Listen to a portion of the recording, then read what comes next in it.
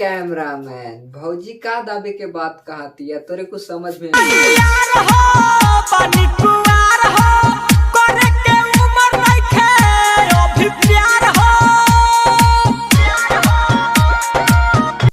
तो ए यार हो बानी कुमार हो तो करे के का कहती है भौजी ए भैया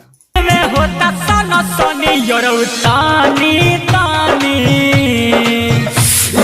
तानी तानी दाबे अभी ननी ननी करे के उम्र नहीं खे प्यार हो तो ए भौजी काहे ना उम्र है तोर प्यार करे के अभी तो उम्र चढ़ल बा आगे देख कैसे प्यार हुई ए भौजी तो ए भौजी प्यार कर लेबू तो घाट थोड़ी जाइबू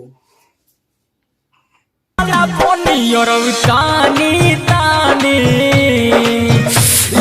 तानी तानी दाबे अभी ननी ननी बाबे। तो का हाल बा भाई लोग, आज हम फिर बात करने वाले हैं उसी सिंगर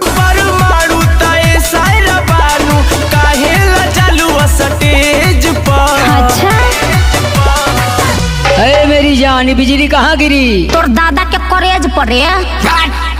बिजली गिरी बिजली गिरी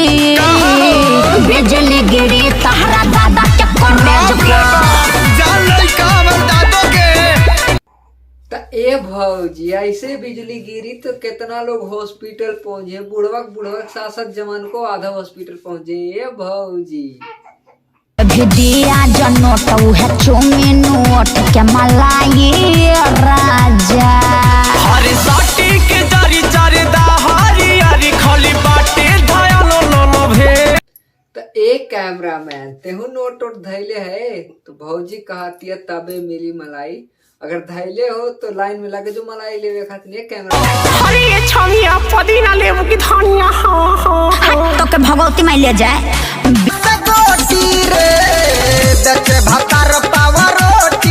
ए माई बेचे भतार पाव रोटी रे। तो ए भौजी अगर पाव रोटी ना बेची तो खाइबू का ए भौजी घेवड़ा खेलना हमारा से गोटी रे बेचे भतार पाव रोटी रे बदल भरे।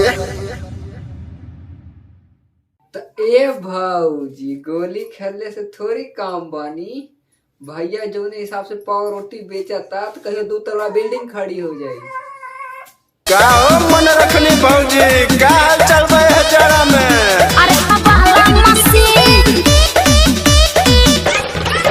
अरे बड़े भगया आइल बाजारा के दिन चालू होइल भवाला मसीन सापो के जड़ से लपटल रहे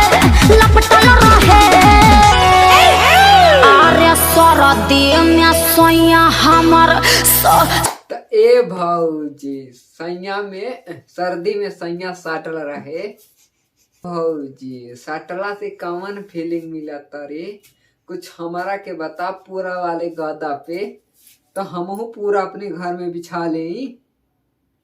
तो पूरा वाले साटल रहे सरदी में सोया साटल रहे। तो ए भौजी पुआरा वाले गादा पे मजा मिलत रहे तेकर मतलब भौजी पेलम पेल होत रखा है।